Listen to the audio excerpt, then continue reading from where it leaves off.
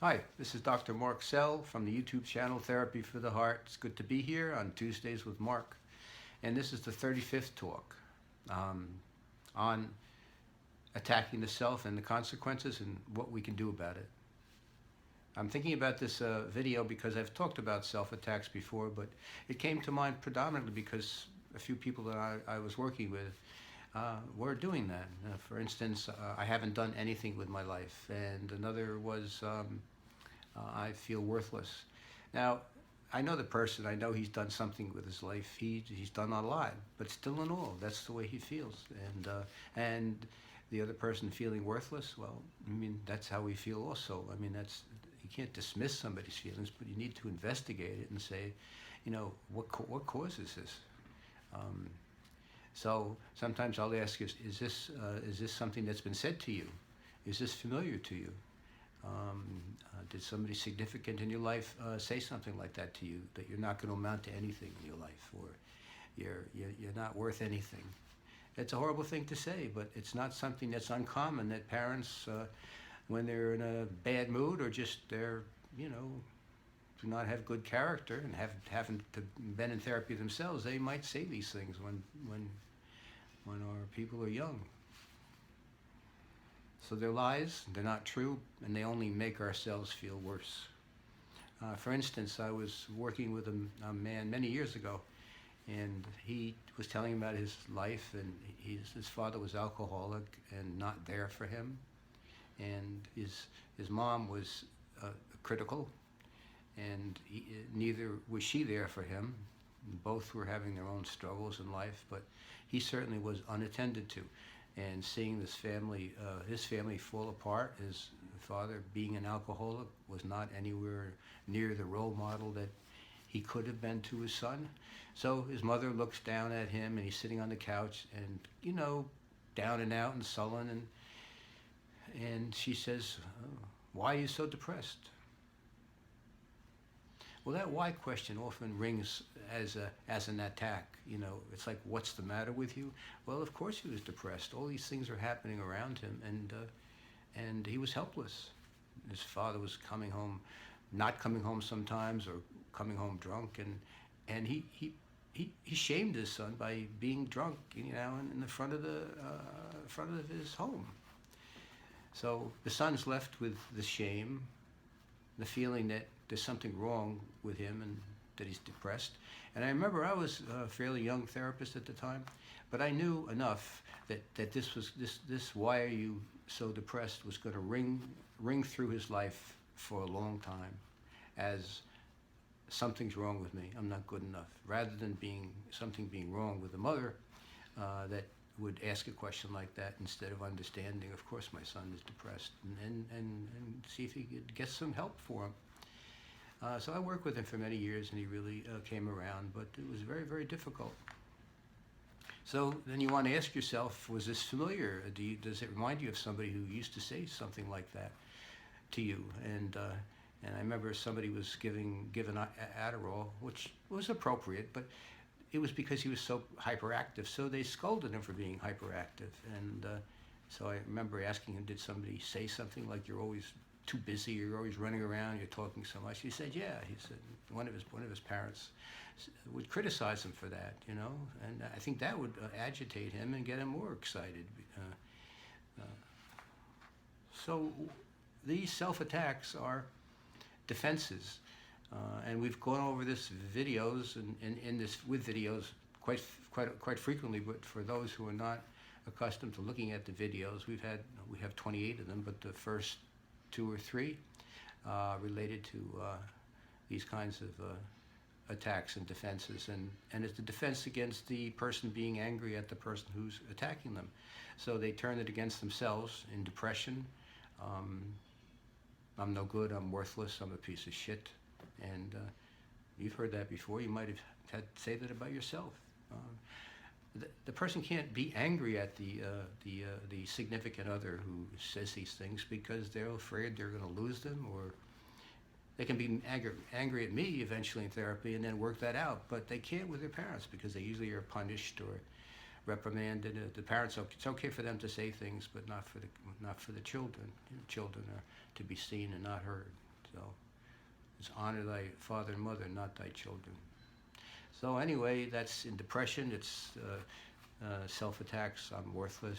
In psychosomatic medicine, it's psychosomatic illness. It's psychosomatic medicine treats psychosomatic illness. But often there's psychological reasons why people have physical ailments, and that's due to repressed rage. We've covered that in talks 31 and 32. The incidence of cancer, for instance, is related to suppressed feelings, particularly anger. We're talking about anger here. So the incidence of cancer in men with prostate cancer and women with breast cancer. Also with back pain, we've talked about John Sarno and directly linking lower back pain to repressed rage. So there's a lot of connections with, this is therapy for the heart, and it's therapy for the heart because we here understand the role of emotions and the role of emotions that play in our life and as children and as growing up. So therapy for the heart. The shame that my young patient, well, he was pretty young at the time. He was probably about 25. He had terrible shame, particularly because of his father's behavior. He saw it as a reflection on him. And shame is a soul killer. We've talked about that. It just really, it numbs the soul. You know, you feel ashamed. I'm not good. There's something wrong with me. I don't want to be seen by anybody. And when he was there and looking at his father outside and observing people looking at his father, he took it as a reflection on him, his father's behavior, which was not at all, you know, but that's how children experience their behaviors of their parents when they are absurd and ridiculous and embarrassing to them. So if you're under stress, often that has to be related to some feelings or another of anxiety or depression or feeling like helpless to be able to cope with things and incompetent. So I also just read about skin conditions being connected to repressed or suppressed anger, eczema, and also a sort of colitis is connected directly to repressed anger. So this is not to scare you. I hope you get some benefit from it and not say, oh my God, Dr. Sehl is going to say we're going to get cancer and back pain. No, I'm not saying that at all. I am saying, though, that these are conditions that are related to repressed feelings. And we've known about this for a long time. I'm putting a video on here just to acquaint people who might not understand the connection, and that there is something you can do about it. You know, you can pay attention to your feelings, be curious about them, treat them as an enemy rather than as a friend. I know they're a friend because they're often connected with people that we've once loved or still love and loved us in certain ways but didn't love us enough. So in a way, attacking ourselves is a way of being with them, even though it's hurtful. But think about that, you know, think about why would I want to say something about myself? I'm already feeling bad. So why would I say something about myself that's not true? For instance, I haven't done anything in my life. It's not true, it's a lie. So, but we do these things as a defense, and usually it's a defense against the feelings that we've had towards those people. We blame ourselves, we develop symptoms, psychosomatic symptoms, we develop thought confusion. The executive function of the ego, I'm stupid, is attacked, and the anger is turned against the self that way. So if you get into therapy, then you'll be having a chance to do some preventive mental health, you know, along with good exercise and diet and getting enough sleep. But good exercise is very important. They found that just walking can reduce the depression. And if you're sitting too long during the day, you need to get up and walk around, because that will reduce or increase your longevity. If you don't get up and walk around, that'll affect your longevity. So there's so many things that we can do. But here, I'm a therapist, so that's what I'm encouraging. So this is Dr. Mark Sehl from the YouTube channel Therapy for the Heart. This is Tuesday with Mark, and I'm going to sign off pretty soon. Next week we're going to talk about Sehl. Sehl was I mentioned him before, he was a 9-month-old child, and he was treated by Dr. Beatrice Beebe. And That was incredible. She had a transference to her son.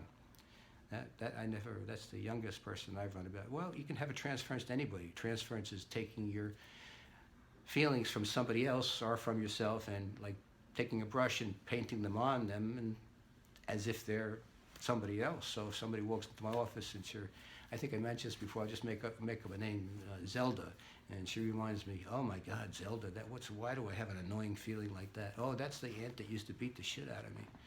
Well, I just made that up. My aunt was very loving. Other people could have been different, but so Zelda would ring an association in my mind. That's transference, and I don't even know this patient coming into me. She's got a first name of Zelda, so I have to be aware of my unconscious and conscious reactions. So that's what therapy has. Therapists have to be in therapy for. So we're going to talk about Cecil, and we're going to talk about Jane, whose experience with her mother as an adult, were experiences like Cecil had with his mother. So it shows this connection between, early development and on into adult life, how these connections, how these experiences affect us. So that will be also about the role of father in development. So again, I'm going to sign off. To contact me, you can call me at 212-228-3467. Text me at 917-991-9113.